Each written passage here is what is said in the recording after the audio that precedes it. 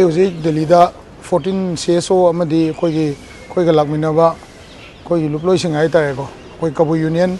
ꯀꯣꯝ union ꯑꯃꯗꯤ ꯑꯩꯈꯣꯏꯒꯤ ꯔꯣꯡꯃꯩꯒꯤ ꯏꯆꯤꯟꯅꯥꯎꯁꯤꯡ ꯂꯣꯏꯅꯅ ꯑꯩꯈꯣꯏ ꯃꯩꯇꯩ ꯄꯥꯡꯒꯜꯒꯤ ꯏꯆꯤꯟꯅꯥꯎꯁꯤꯡꯒ ꯑꯇꯣꯞꯄ ꯑꯩꯈꯣꯏꯒꯤ ꯅꯛꯅꯕ ꯂꯨꯞꯁꯤꯡ ꯍꯥꯏꯇꯥꯔꯦ ꯑꯩꯈꯣꯏ ꯃꯌꯥꯝ ꯂꯥꯛꯃꯤꯟꯅꯔꯒ ꯅꯍꯥꯟꯗꯒꯤ ꯑꯩꯈꯣꯏ ꯁꯤꯗ ꯂꯩꯖꯕꯁꯤ ꯉꯔꯥꯡ ꯅꯍꯥꯟꯗꯒꯤ ꯎꯅꯈꯠꯂꯛꯄꯗ ꯑꯩꯈꯣꯏ ꯍꯣꯝ ꯃꯤꯅꯤꯁꯇ꯭ꯔꯤꯒꯤ ꯑꯣꯐꯤꯁꯤꯌꯦꯜꯁꯤꯡ ꯎꯅꯔꯦ ꯍꯣꯝ ꯃꯤꯅꯤꯁꯇ꯭ꯔꯤꯒꯤ ꯑꯣꯐꯤꯁꯤꯌꯦꯜꯁꯤꯡ ꯎꯅꯕꯗ ꯑꯩꯈꯣꯏꯒꯤꯁꯦ ꯁꯦꯟꯁꯁ ꯌꯩꯊꯣꯛꯑꯕ ꯃꯇꯨꯡꯒꯤ ꯀꯔꯤ ꯄ꯭ꯔꯣꯁꯤꯗ꯭ꯌꯨꯔ ꯀꯃꯥꯏꯅ ꯇꯧꯕ ꯑꯗꯨꯒ ꯑꯩꯈꯣꯏꯒꯤ ꯐꯣꯔꯦꯅꯔ ꯍꯥꯏꯗꯤ ꯑꯣꯔꯤꯖꯤꯅꯦꯜ ꯏꯟꯗꯤꯌꯟ ꯈꯟꯗꯣꯛꯄꯒꯤ ꯄ꯭ꯔꯣꯁꯦꯁꯁꯤꯗ NRCꯅ ꯀꯌꯥꯝ ꯏꯐꯦꯛꯇꯤꯚ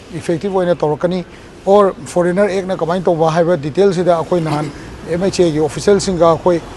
ꯄꯨꯡ ꯑꯅꯤꯃꯨꯛ ꯐꯝꯃꯤꯟꯅꯔꯒ ꯗꯤꯇꯦꯜ ꯗꯤꯁꯀꯁꯟ ꯇꯧꯔꯕ ꯃꯇꯨꯡꯗ ꯉꯁꯤꯁꯦ ꯑꯃꯨꯛ ꯑꯩꯈꯣꯏꯁꯦ ꯉꯁꯤꯁꯤ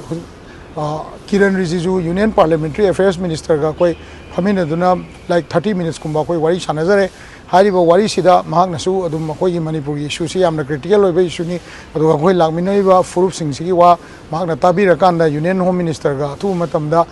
ꯗꯤꯁꯤꯖꯟ ꯑꯃ ꯂꯧꯅꯕ ꯀꯟꯅ ꯍꯣꯠꯅꯔꯤ ꯍꯥꯏꯕꯒꯤ ꯃꯥꯅ ꯄꯥꯎꯗꯝ ꯑꯃ ꯊꯝꯕꯤꯔꯛꯏ ꯂꯣꯏꯅꯅ ꯑꯩꯈꯣꯏꯅ ꯃꯉꯣꯟꯗ ꯊꯝꯖꯈꯤꯕꯁꯤ ꯁꯦꯟꯁꯁꯁꯤ ꯌꯩꯊꯣꯛꯄꯤꯔꯕ ꯃꯇꯨꯡꯗ ꯃꯤꯌꯥꯝꯅ ꯄꯥꯝꯃꯤꯕ NRCꯁꯤ implement ꯇꯧꯕꯤꯅꯕ NRCꯁꯤ update ꯇꯧꯕꯤꯅꯕ ꯍꯥꯏꯖꯕ ꯇꯥꯔꯦ update ꯇꯧꯕꯤꯅꯕ procedure ꯆꯠꯊꯕꯤꯔꯒ ꯃꯅꯤꯄꯨꯔꯗ foreigner ꯃꯌꯥꯝ ꯑꯃ ꯍꯥꯏꯕꯗꯤ original Indian citizen ꯈꯟꯗꯣꯛꯄ ꯂꯣꯏꯗ꯭ꯔꯤ ꯐꯥꯎꯕ delimitation freeze ꯇꯧꯔꯒ ꯊꯝꯅꯕ ꯋꯥꯔꯤ ꯁꯥꯟꯅꯕꯅꯤ ꯂꯣꯏꯅꯅ ꯑꯩꯈꯣꯏ ꯉꯁꯤꯒꯤ ꯅꯨꯃꯤꯠꯁꯤꯗ ꯍꯣꯔꯦꯟ ꯏꯚꯤꯅꯤꯡꯗ ꯑꯩꯈꯣꯏ BJPꯒꯤ president ꯍꯥꯏꯕ ꯇꯥꯔꯦ ꯅꯤꯇꯤꯟ ꯅꯕꯤꯟ ꯑꯃꯗꯤ ꯑꯇꯣꯞꯄ BJPꯒꯤ ꯃꯔꯨꯑꯣꯏꯕ ꯑꯣꯐꯤꯁꯤꯌꯦꯜꯁꯤꯡꯒ ꯐꯝꯃꯤꯟꯅꯅꯕ ꯄꯨꯡ 5:35ꯗ ꯑꯩꯈꯣꯏ ꯊꯧꯔꯥꯡ ꯇꯧꯗꯨꯅ ꯂꯩꯖꯔꯤ ꯑꯗꯨꯅ ꯃꯅꯤꯄꯨꯔ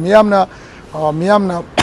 ꯄꯥꯡꯕꯤꯔꯤꯕ ꯃꯇꯦꯡ ꯑꯃꯗꯤ ꯃꯅꯤꯄꯨꯔ ꯃꯤꯌꯥꯝꯒꯤ ꯍꯣꯠꯅꯃꯜꯕꯨ ꯃꯥꯏ ꯄꯥꯛꯅꯕ ꯍꯣꯠꯅꯕꯗ ꯑꯩꯈꯣꯏꯅꯁꯨ ꯁꯣꯝꯗ ꯑꯩꯈꯣꯏ ꯄꯣꯂꯤꯇꯤꯀꯦꯜ ꯑꯃꯗꯤ